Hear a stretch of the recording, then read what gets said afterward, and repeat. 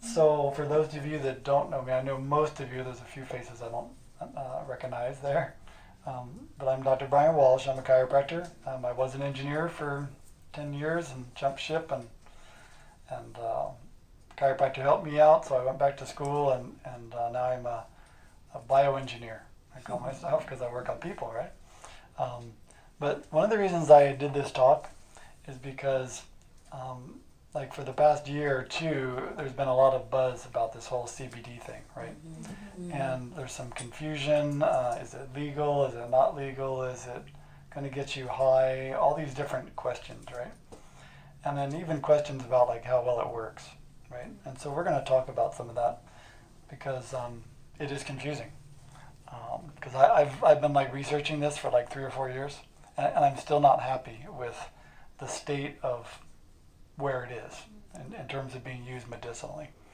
I do like to start off my talk with this quote because it kind of embodies us, kind of how we feel. It says, "The doctor of the future will give no medicine, but will interest his patients in the care of the human frame and diet and in the cause and prevention of disease."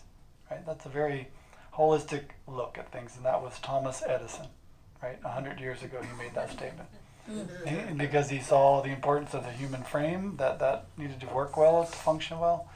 That diet was very important, and that preventing things was very important. And so, excuse me, we're going to talk about some of those concepts throughout. So, how long do people think that the CBD has been known about? Does anybody have an idea? A long time, since the 40s. They actually knew about it since the 40s because they were able to isolate it from hemp at the time, and they started researching it. They really didn't know kind of what to do with it yet, but then they continued researching it. And somewhere around the 1980s or so is when they started using it for epilepsy, and we're getting some fairly good results for that. And but it still wasn't widely known and used. In general, there was still a lot of research stage, basically. There's a system that's involved with this, and I'll say it once or twice. It's a big word, but it's called the endocannabinoid system, right? And that's a system in your body that they didn't even know it was there until the early 90s, which is pretty cool. But the reason why the CBD and THC and all these things work is because of that part of your body. And that part of your body, I'll just call it the ECS for short, is like a master regulator. It helps regulate your brain, your nervous system, your immune system, your digestive system. So it has a huge impact into how the body works. And that's why, like if you look at some of the claims for CBD, it sounds like snake oil, right? It'll help this, it'll help that, it'll help this. Well, it's because you have receptors for these CBD molecules on like the majority of your body parts. So it can influence many different parts of the body. And so that's why it can help a very broad range of health conditions. But like I said, there's still, in my opinion, a lot of research that needs to be done. One of the things that people say, well, how is hemp different from marijuana, right? Because that's kind of, some people don't want to have anything to do with marijuana. So marijuana and hemp are part of the cannabis family, right? You've heard the term cannabis before. And those are just two plants in the cannabis family. And how they differ is how they're cultivated and grown. So they mostly get the CBD oils or products from the hemp plants because they've kind of been harvested for that. And they've been grown so that what they call the CBD content is very high and the THC is very low. Whereas in the marijuana, it's the exact opposite. They grow it specifically for the THC to be high and the CBD to be low. And the THC, if you guys remember, is the part that gets you high, basically, right? And that has one of the biggest effects on the brain and the nervous system. For the most part, CBD oils and that product will not get you that high feeling. It still interfaces with your brain and can help your brain work better in the nervous system, but it doesn't have what they call the psychoactive component. So that's two distinctions just right off the bat. The THC from marijuana mostly has psychoactive, going to get you high. It has lots of other properties that are good. cancer being one of them. But the CBD is more, it regulates many other parts of the body more, and it doesn't have that psychoactive get you high effect. Right now, currently, CBD is legal in all states, as long as the THC content is not higher than like 0.3%. So, and that's basically what's on the market. If it's more than that, then you actually have to have the legal marijuana, right? You have to go through a physician to get the legalized marijuana if you get higher contents than that. And when someone gets prescribed like the legalized marijuana, they're going through a doctor because it's really the THC content, right, that they're kind of after at that point, and that has to be regulated by a doctor. So if someone's taking what they call medical marijuana, then that's what they're doing. They're going to a dispensary, they have to have a doctor's prescription, and they're really going for that psychoactive component for the brain. It can help very much with the digestive system. People that are going through chemo can be helped quite a bit with the THC, some with the CBD, but a little more with the THC. And but they do have a synergistic effect that we'll talk about too. So the reason why these things worked, I mentioned that endocannabinoid system, and there's these two big receptors they found that kind of drive that whole thing that's in our body. And it's called CB1 and CB2. And so these are just terms you may hear coming across this stuff, and but it's why these things work. And these receptors, I mentioned they're in the immune system, the musculoskeletal system, the brain, the digestive system, your heart, regulates appetite and pain, all these different things. The CB1 is the one that's more affected with your brain and nervous system. So that's the one where the THC, the marijuana, is going to have more of an effect on the CB1. The other one, CB2, that is more relegated towards the immune system, anti-inflammatory effects in the body that regulate that in your body. And that's where the CBD oils and things tend to impact those more on what they call the CB2 receptors. But both of them can impact the other. It's just in general, that's kind of how it looks. So if you see those terms, hopefully you won't be quite as confused about what they mean. But those are why the CBD works and why it works on so many parts of your body, because you've got these receptors everywhere, and they can interface with those receptors, that CBD, and make you feel good or bad depending on the person.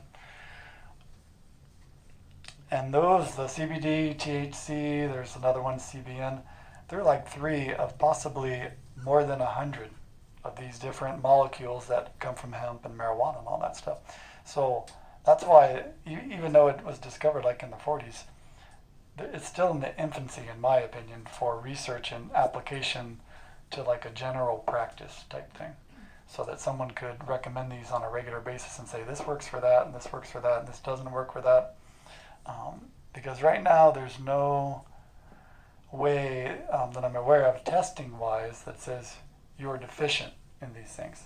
And that's really what needs to be, that's where the research, in my opinion, needs to go, is because the CBD oils and stuff, if any of you have tried them, they're not inexpensive. As supplements go, they are on the higher end of cost for natural supplements. So you'd prefer not to spend your money on something, a lot of money, that's not going to work. So one of the areas that I'd love to see is some form of testing method that could say you are deficient in these particular things, these CBD, all these different receptor problems, and you may benefit greatly from this stuff. Whereas if someone wasn't deficient in those things, most likely they're not going to be as much benefit for the person. Especially if someone has a really serious problem like cancer or something else that's pretty bad, some brain issues or the seizures that I mentioned that they use it for in the beginning. So the different applications I mentioned, so pain, there are some people that have been able to get off opioids by using this stuff. It's a slow process, but it can be beneficial for that. It takes time, and then we'll talk about the dosing a little later. But because of the effect it has on the pain receptors, it can be very beneficial long-term for chronic pain people. Would that be CB1 or 2? That would be, it's actually both. but the CB1 is more so for the pain because it affects the brain and the nervous system, the nerves. And that's why THC can have more of a pain regulating effect on people than the CBD by itself at lower doses. But unfortunately, for the most part, you will have that psychoactive. Some people don't like the high feeling, so that might be. Yeah. Parkinson's disease. I saw a little video of a woman, and then when she called it cannabis oil, but she was in England. So I don't know if that would be this, what level the THC would Correct, be, right. but it did stop her shaking. Yeah, most likely that had the THC, most likely, because you're going to get like more bang for your buck, and they usually combine the THC with the CBD because you get a better effect that way. So it does help. It can, yeah, because it works on the brain and the central nervous system. So yep, it can definitely help for that.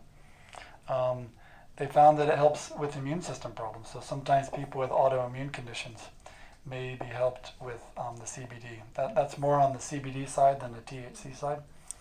But that's another area because it has receptors on the immune system that could be also a beneficial place for it. Sleep is a biggie because of the effect it has on the brain and the nervous system. That's probably one of the bigger uses I think right now that CBD is being used for besides aches and pains. Huh? That's more the CBD one. Well, it could be either for that. It depends on the person and where they're missing something. But the CBD can work on both of those receptors we talked about. It's just the THC works on the one more, CBD one.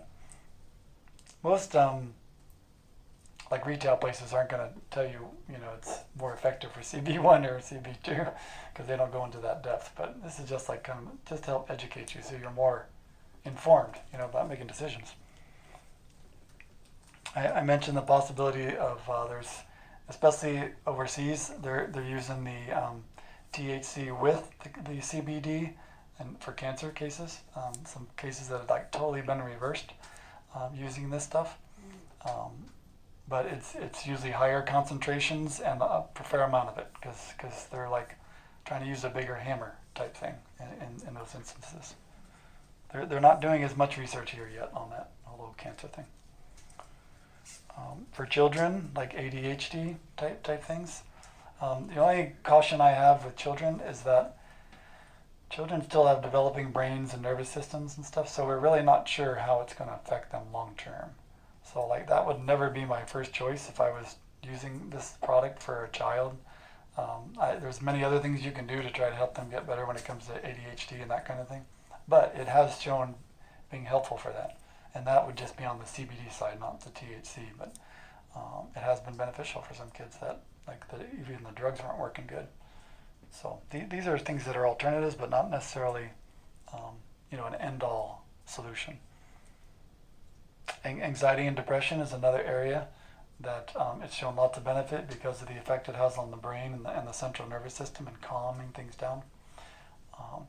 Just think about that system I mentioned, the endocannabinoid system is. Things that are too high, it helps bring them down. Things that are too low, it helps bring them up.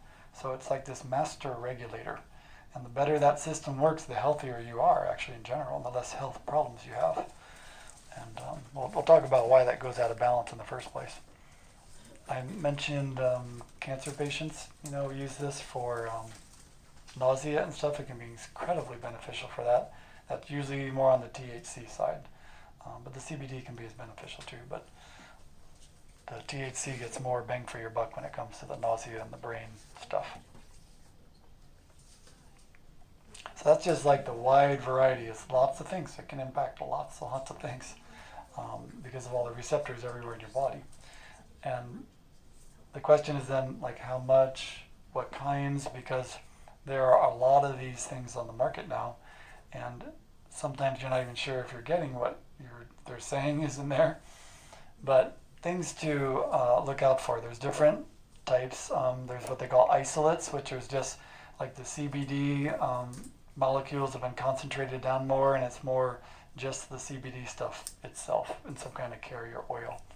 Others will have what they call the whole extract technique, where in addition to the CBD that's in the hemp, they have there's these other molecules like terpenes and flavonoids that they believe have a synergistic effect with the CBD.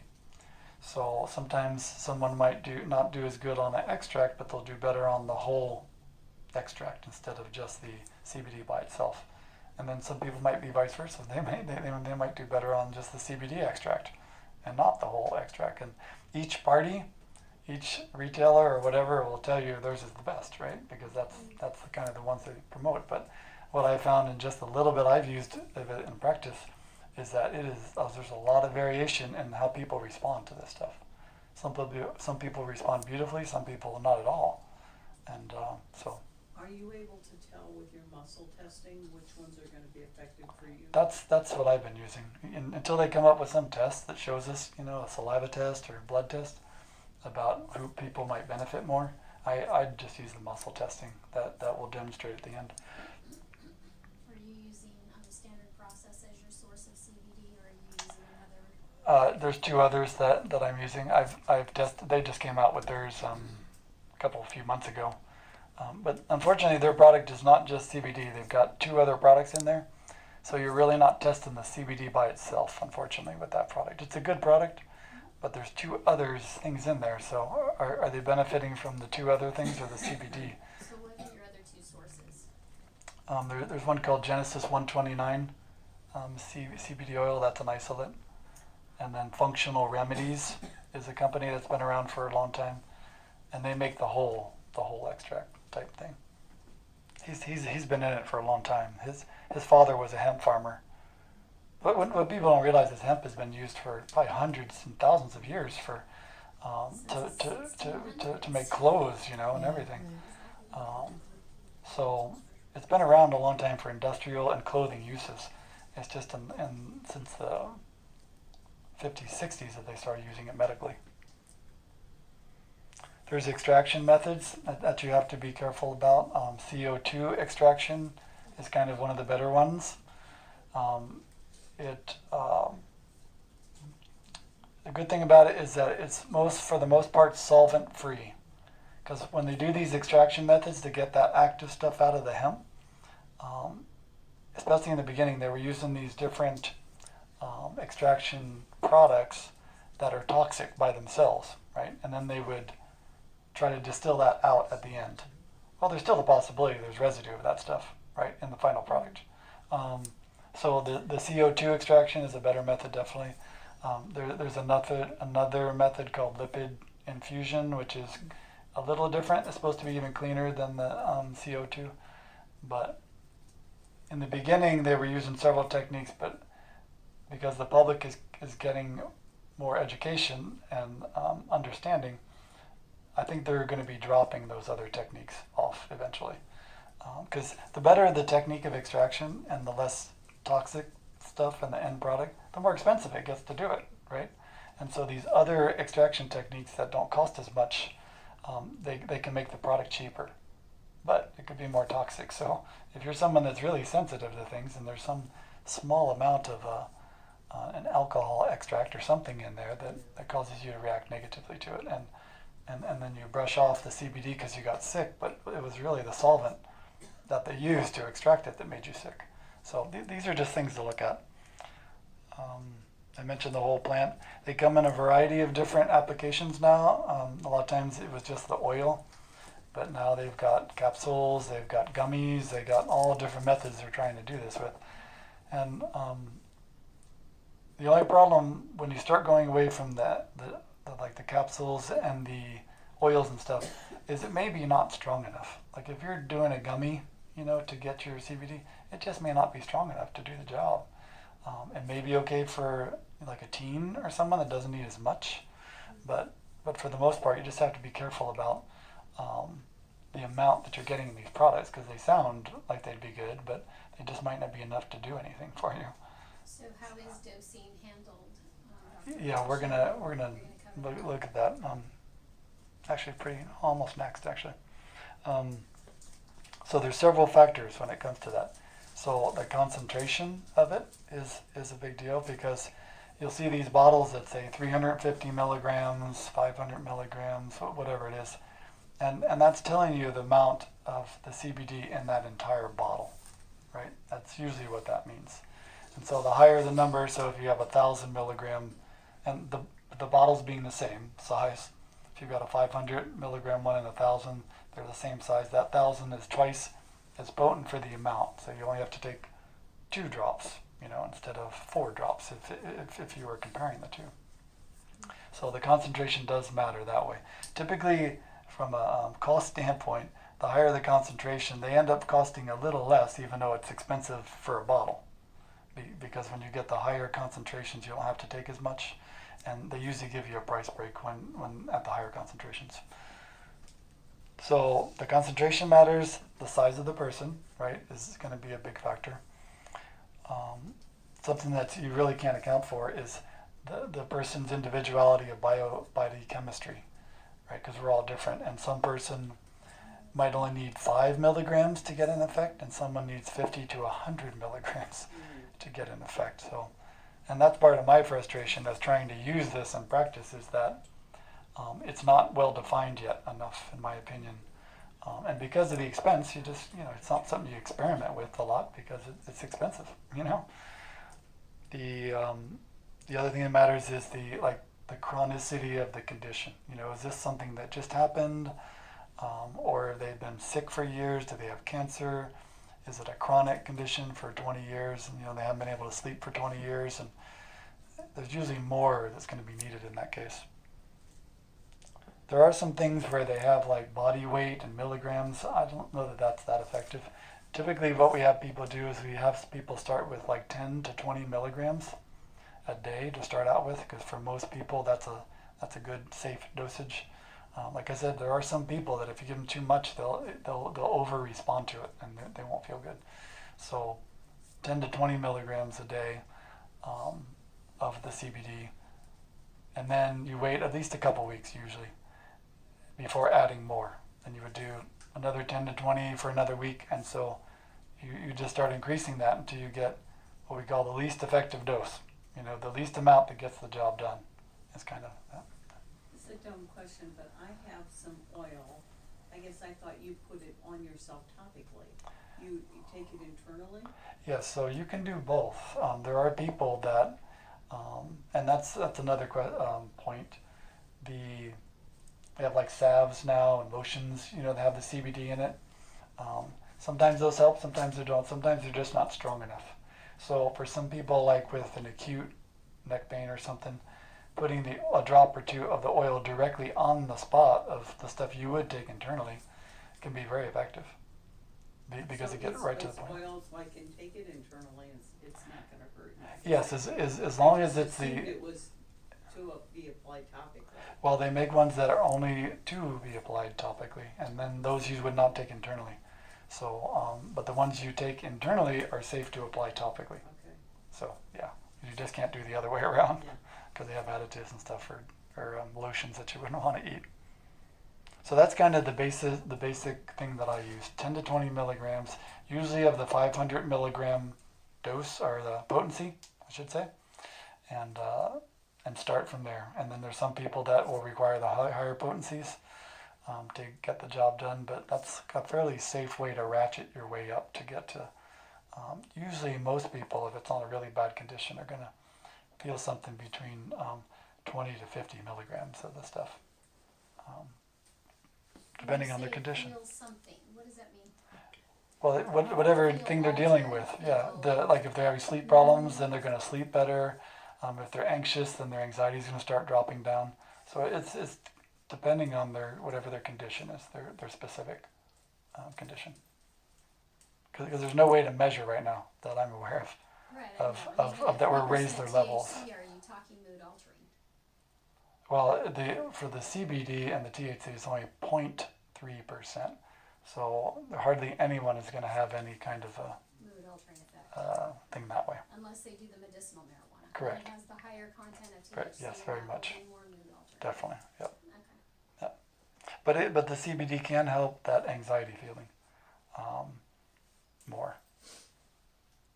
Are there detrimental effects that, might be permanent or Not that I'm aware of in terms of permanence, but because it's a product and it has a medical effect on the body, people have negative reactions to the stuff, because especially if they don't need it. And it affects different receptors, and so just like a drug, when people take a drug and it has an intended use, but it also affects other receptors in the body, and that's why they get a side effect. That can happen with any herb or natural thing. It's just less likely to happen because they're safer in general. So you already mentioned toxicity, and the big bill that just came out with medical marijuana in the state of Florida is to watch for the pesticides and the herbicides that are being used. How do you ensure that the product you're using is not infected with that? Yeah, so there are several growers in the U.S. that are certified organic for the hemp, and I'm not sure where it stands with the THC, with the marijuana. I'm not sure if there's organic growers for that's medical marijuana, because I can't dispense that, and so I've never researched what their source is. So is your CBD source then from an organic Correct. source? Yeah. Nice. I really recommend Out it. west, because we live in the California part-time, there are organic growers out there. For the marijuana? For the marijuana. Okay. I mean, I figured it would because it's becoming such a huge market. I mean, and the there's lots of socio-political things associated with the whole marijuana thing that can be very bad, and I think Colorado and some of these other states are experiencing that. Unfortunately, part of the problem is the state and local governments are making so much money from taxes on these things that they're all for it. Most of them are all for it because they are making millions in revenue, like in the state of Colorado. I mean, there's millions in tax dollars because it's growing so fast. Well, one of your largest providers in the state of Florida is supported and owned by Morgan & Morgan. Yeah, that's right. That's true. So when it comes to contraindications, so if someone mentioned that, can it be bad for you? It's mostly on the side of taking it with medications, because it affects some of these receptors that medications do. It could be too much for the person. Like if they were taking an anti-anxiety medication and they took CBD that made them even go more, it could make them depressed or some other kind of type problem. So it's usually associated with, if you're taking a medication already, then you have to be very careful. If you're not taking medications, much less incidence of a side effect. Is there any research so far with a blood thinner taking it? I am not aware of that, but blood thinners are you have to be so careful with blood thinners. I rarely give my patients that are on blood thinners any kind of herbal anything, just because I always want to err on the side of caution, because you could kill somebody, in that way. So that one I'd have to research a little bit with the blood thinner part. Yeah, my father he's on Coumadin. he had a stroke. Yeah, he had a stroke and constantly has, and he's been looking into it to get away from some of the medications. But I don't know how that would go with some of the blood. Yeah, that's one of the areas that I'd have to look into to see if it's safe for the blood thinners. And then the other area is immune suppression drugs. Right, some of these people that have autoimmune conditions that are on some kind of chemo or some drug that suppresses their immune system, because the CBD interfaces with the immune system, that may not be a good mix. So in those instances too. But again, it's usually if someone's already on a medication, then you need to be careful about taking that stuff. It might not be the best thing. But the question I always have, because I was an engineer, is that why does somebody need CBD? Right? Whatever the condition, whatever it is, why do you need it? Because I'm always asking the why question. Medicine is always asking the what question, like what's wrong with the person? And then once they know the what, a diagnosis, then they can give them a drug, right? Because that's how it works. That's the standard of care. But my previous engineering brain is always asking the why question. Why does that person need that drug in the first place, right? And so while I think CBD can have a really good potential, and especially the more they research it, and they can figure out ways to test you to see if you're deficient in these things. Even then, the question is then why are you deficient in the CBD, right? There's got to be a reason. And that's where my little chart comes in with the Does somebody have organ problems? You know, do they have a thyroid problem or adrenal gland problem, or their digestive system's wrecked because they eat wheat and they're allergic to it and they don't even know it, you know, type thing, which would cause them to have all other kind of problems.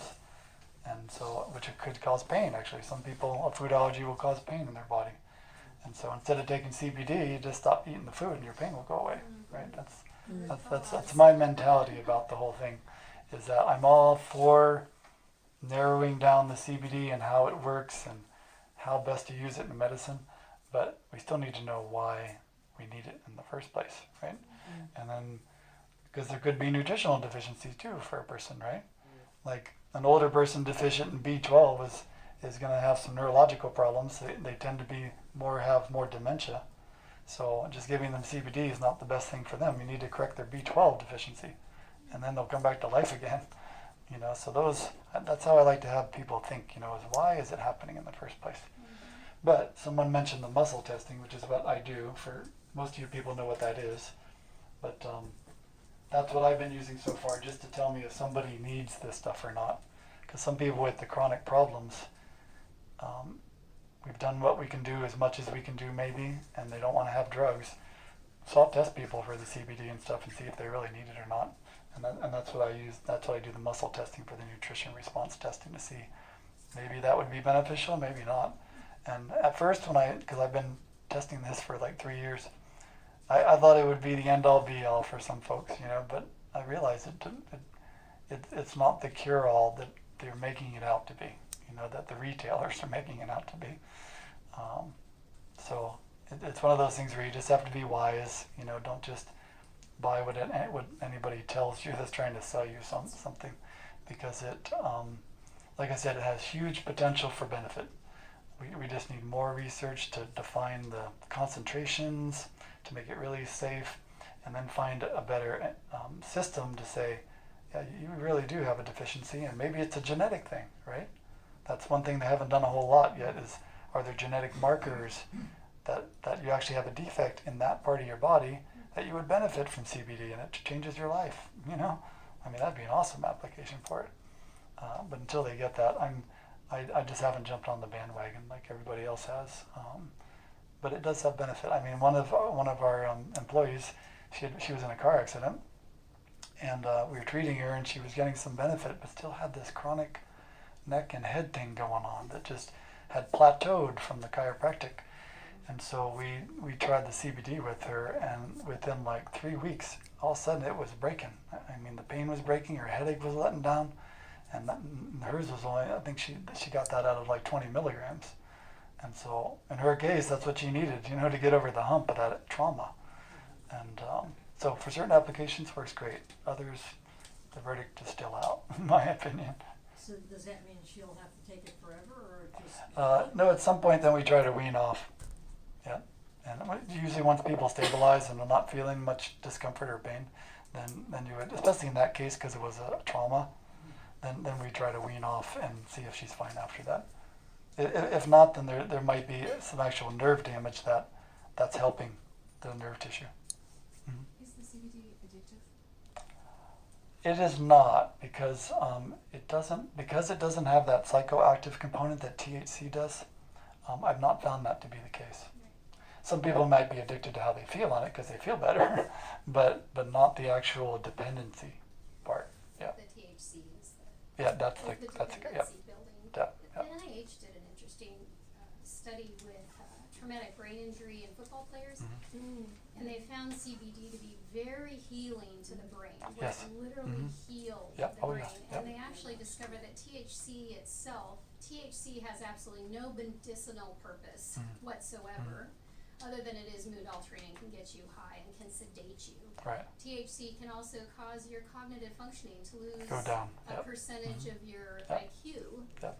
You know, if you use too much of it, and not to mention if you smoke it, you're adding 300 more carcinogens over a nicotine cigarette. So, you know, I mean, I'm really interested in the toxicity level, and unfortunately, because it's not regulated, because it is a Schedule 1, even though it may be legal in the states, because the federal government hasn't Correct.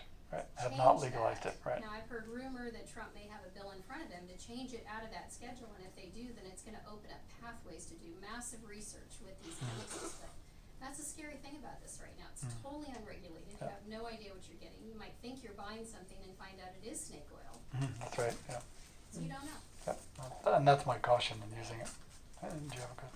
Yeah, so you're talking about weaning off with chronic pain, but what about somebody with chronic anxiety, for example? So, because the CBDs are regulators and they're meant to help the body stabilize, so there's a possibility that it could help things regulate to where they're normal. And as long as people's life is calm and they're not having something else that's triggering, the anxiety, that it might level out. Because there's people that can come on and off anxiety medication, right? Because when things calm down and their life is good, then the brain calms down and they're good, right? So similar thing with the CBD. You could go on and off of it. And the great thing about it is, for the most part, depending on the pain, it may take a little longer to build up and have an effect. But for the anxiety and those kind of things, most people feel an effect pretty quickly, usually within 2 or 3 weeks, as long as they got enough. What about CBD for like severe menstrual pain? It could affect that because it kind of generally affects the pain pathway, whether it's a shoulder pain or a menstrual pain. It could affect both because they work on a common pathway. Can it help herniated discs? It possibly could, again, on the same pathway type thing, because the CBD does work on your nervous system, including the nerves that come from the spine. Then it could potentially help that. And that's kind of one of the areas they're trying to get more research on, is the chronic pain with people that either have disc problems or they've been in a bad car accident and they have nerve damage. Can it help regulate that some? So back to the anxiety thing, like with the anxiety medications, when you do stop taking it, my anxiety has spiked. So do you think it's like kind of along the lines of with the CBD? Like if I feel alright and then I like wean off of it, do you think that it would spike again because of not being regulated? It would not be as dramatic as the medication. Because of the way that medication works, and it's much more powerful, and it creates this dependency, actually biochemical dependency in your body. That's why you have to slowly come down off of those, because it'll wreck your system if you don't. Yeah. I mean, people have gone crazy trying to do that. What were you talking about? What medicine were you talking about? Oh, she just mentioned an anti-anxiety medication Specifically that if you took a CBD and it was doing good and you stopped it, would you go off the deep end? And that would not happen. Your anxiety might increase fairly rapidly, but you wouldn't get this like really bad side effects that some of these people have gotten before and end up in the hospital because they stopped their anti-anxiety medication abruptly. Yeah. Anything else? Migraines. I've read on and off that it does help with migraines. I've tried it when I've had a migraine. It like kind of went away, but then because I didn't take it again the next day, my migraine came back, and I've been having this migraine for like a week now. So, is it still like along? Because I haven't heard or seen so much research along with it with migraines, but it's like kind of there. Because the main reason that I'm looking into it is because of the anxiety, but also mainly my migraines. So the migraines, depending on the type and where they're coming from, if it's a biochemical one versus a mechanical problem in the neck or something. I have optical migraines. Yeah, so I'm not aware of using CBD as like to help stop the migraine, like before it gets rolling. Yeah. Probably more likely taking it on a regular basis might help slow them down or stop them. And that's why some of the medications they give for that they want you to take it daily. Every day. Right, Yeah. so migraines are trickier. It's a lot different animal. And like you said, you might think that it looks like this, but it could be this, meaning like the B12 deficiency. There are antidepressants that can cause severe migraines. Right, sure. Zoloft is one of those that can cause a severe migraine if you are taking certain SSRIs Right, can have that severe reaction. And it says it right on the label On the as label. well as suicidal thinking. I know. Wait a minute, I'm taking it for suicidal thinking and it's going to increase my suicidal thinking? That's the downside. Yes, it can.